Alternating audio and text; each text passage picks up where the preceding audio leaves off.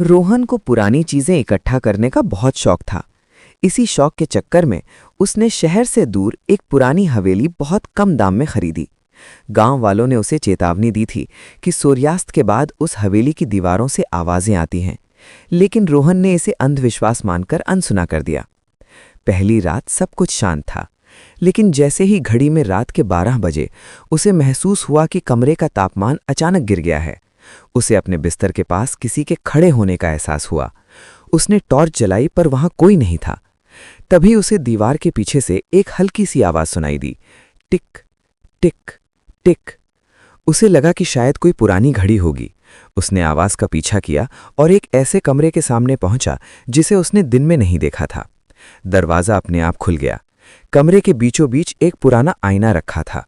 जैसे ही रोहन ने आईने में देखा, उसके पैर कांपने लगे। आईने में उसका अपना चेहरा नहीं बल्कि एक बूढ़ी औरत का चेहरा दिख रहा था, जिसकी आंखें कोयले की तरह काली थीं। वो औरत आईने के अंदर से रोहन की तरफ हाथ बढ़ा रही थी। रोहन पीछे मुड़ा और भागने की कोशिश की, लेकिन कमरे का दरवाजा गायब हो चुका था। अब चारों तरफ सिर्फ दीवारें थीं। उसने चिल्लाने की कोशिश की, पर उसकी आवाज उसके गले में ही फंस गई। अगले दिन गांव वालों ने देखा कि हवेली का दरवाजा खुला था। अंदर रोहन का कोई अता पता नहीं था। बस उस कमरे के आईने में एक नई धुंधली तस्वीर उभर आई थी, एक युवक की जो मदद के लिए आईने की दीवार को पीट रहा था।